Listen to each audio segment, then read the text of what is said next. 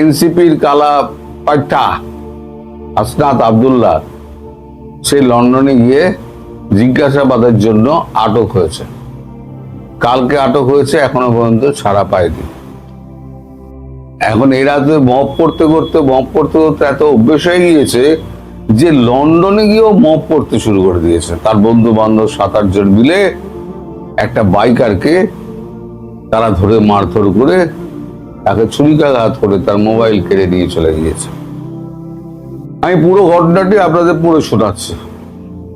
তারপরে একটা আওয়ামী লীগ নেতার আমি বক্তব্য লন্ডন থেকে আমি আপনাদের শোনাবো ভিডিওটা। ওই ভিডিওটার জন্য অপেক্ষা করবেন। আগে আমি ফ্যাক্টটা বলছি। লন্ডন প্রতিনিধি, যুক্তরাজ্যের এক বাঙালি যুবকের ওপর হামলার অভিযোগ ঘিরে নতুন করে আলোচনায় এনসিপি নেতা হাসনাত আব্দুল্লাহ এমপি। কেমব্রিজ বিশ্ববিদ্যালয়ের একটি ল্যাবে কর্মরত জুবায়ের আহমেদ গত শুক্রবার 19 জুন বিকেল 4টের দিকে কাজ সেরে মোটরবাইকে বাড়ি ফেরার পথে একটি গাড়ি তাকে ধাক্কা দেওয়ার চেষ্টা করে বলে জানা যায়। বিষয়টি সন্দেহজনক মনে হওয়ায় ওই মোটরসাইকেল চালক গাড়িটির পিছু নেয়। গাড়িটি একটি গ্রামীণ সড়কে গিয়ে থামার পর সেখান থেকে 8 জন ব্যক্তি নেমে এসে তাকে ঘিরে ধরে আক্রমণ করে বলে দাবি। হামলার সময় একজন ছোট ছুরি দিয়ে আঘাত করলে তার পেটে গুরুতর জখম হয়। জুবায়ের আরো দাবি, হামলাকারীরা বুঝতে পারে তার মোবাইলে ফোনে পুরো ভিডিওটা রেকর্ড হচ্ছে, তাই তারা জোর করে মোবাইল ফোনটি কেড়ে নেয়। তবে ঘটনাস্থলে উপস্থিত এক ব্রিটিশ নারী নিজের ফোনে ওই ঘটনার ভিডিও ধারণ করেন এবং রক্তাক্ত জুবায়েরকে তড়িঘড়ি হাসপাতালে নিয়ে যান। পরবর্তীতে সেই নারী পুলিশের কাছে প্রত্যক্ষদর্শী হিসেবে সাক্ষ্য দিয়েছেন, যা মামলার ক্ষেত্রে অত্যন্ত গুরুত্বপূর্ণ প্রমাণ হতে পারে। জুবায়েরের অভিযোগ, শুক্রবার রাতে কেমব্রিজ থানায় এনসিপির মুখ্য সচেতক হাসনাত আব্দুল্লাহ, যুক্তরাজ্য শাখার নেতা এহতেশাম হক, জাকির চৌধুরী ও শাহিন আলমের বিরুদ্ধে মামলা দায়ের করা হয়। তদন্তের অংশ হিসেবে জাকির চৌধুরীকে হেফাজতে নিয়ে দীর্ঘ জিজ্ঞাসাবাদ করেছে পুলিশ। তবে এখনো কারো বিরুদ্ধে আনুষ্ঠানিক চার্জ গঠন হয়নি বলে জানা গিয়েছে। এ বিষয়ে এনসিপি ইউকে অ্যালায়েন্স সদস্য সচিব MA হিমেল পাল্টা দাবি করেছেন, পুরো অভিযোগটি রাজনৈতিক উদ্দেশ্য প্রণোদিত অপপ্রচার এবং যুক্তরাজ্যের দলটির নেতাদের ধারাবাহিক হয়রানির অংশ একটি। অন্যদিকে অভিযোগকারী পক্ষের দাবি, এটি সুনির্দিষ্ট গুরুতর হামলার ঘটনা, যার সুষ্ঠু তদন্ত হওয়া প্রয়োজন।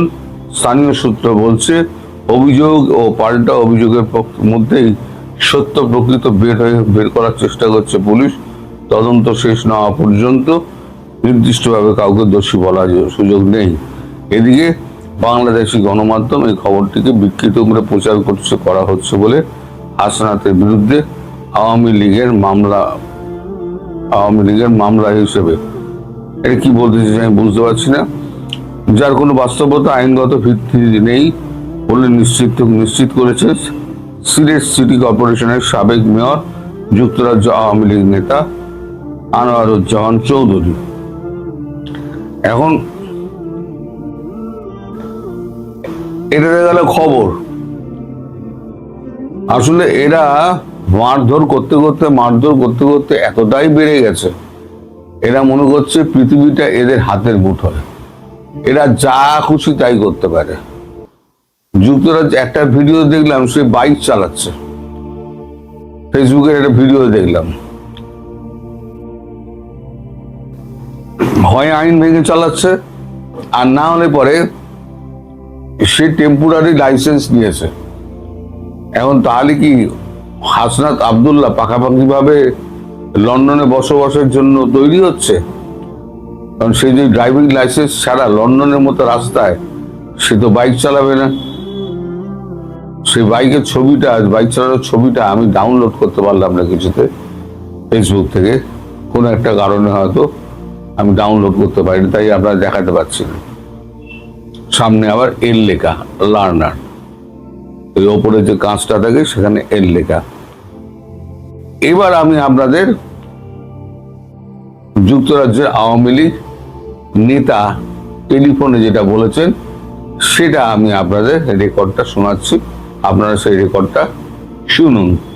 যে ইনফরমেশন গতকাল বিকালের দিকে হাসনাত আব্দুল্লাহ, জাকির বা অন্যান্যরা দুইটা গাড়ি দিয়ে যখন কেমব্রিজে যায়, তখন এখানে কেমব্রিজে বসবাসরত ব্রিটিশ নাগরিক জুবায়ের আহমেদ তাদেরকে ফটো তোলার চেষ্টা করে।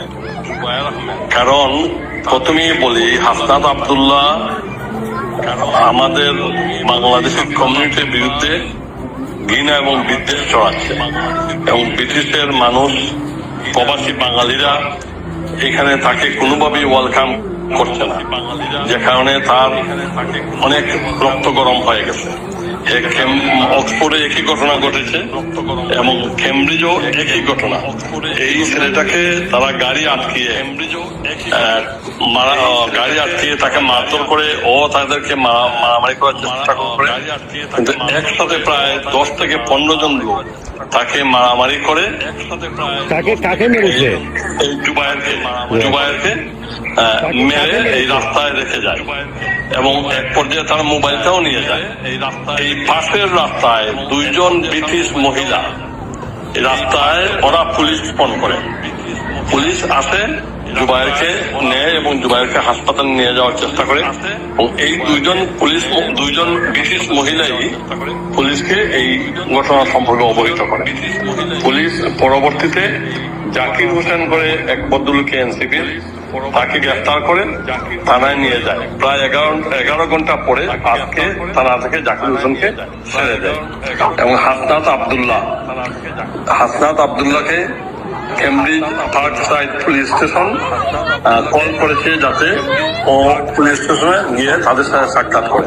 আচ্ছা, আপনি বলছিলেন হাসনাত আব্দুল্লাহ থানায় গিয়েছিল, থানায় গিয়ে তাকে জিজ্ঞাসাবাদ করা হয়েছে কিংবা এই ধরনের জিজ্ঞাসাবাদের জন্য Cambridge park side police station Hasnat আব্দুল্লাহকে দেখেছে।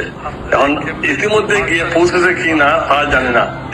আমি যতটুকু শুনেছি, কেমব্রিজ পুলিশ স্টেশনের সামনে কেমব্রিজের বিভিন্ন অনেক বাঙালিরা অবস্থান করছেন, যাতে হাসনাত আব্দুল্লাহকে তারা আবার জিজ্ঞাসাবাদ করতে পারে, হাসনাত আব্দুল্লাহর বিরুদ্ধে বা প্রতিবাদ করতে পারে তার লন্ডনে এবং কেমব্রিজে এবং ব্রিটেনে আসার ব্যাপারে। ইনি তো বাজে কথা বলবেন না, ইনি যেটা ঘটনাটা হয়েছে সেই ঘটনাটাই উনি বলেছেন।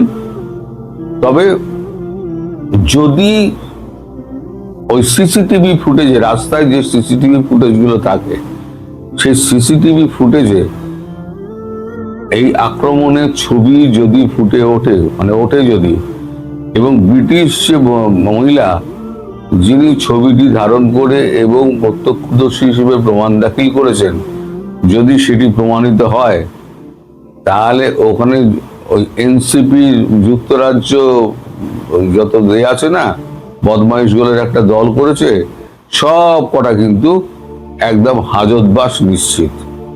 ফলে হাসনাত আব্দুল্লাহ এখন বড় ফাঁসা ফেসে গেছে।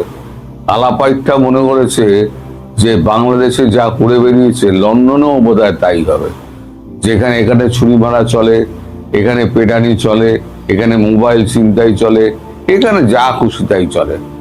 এইবার দেখো মজা।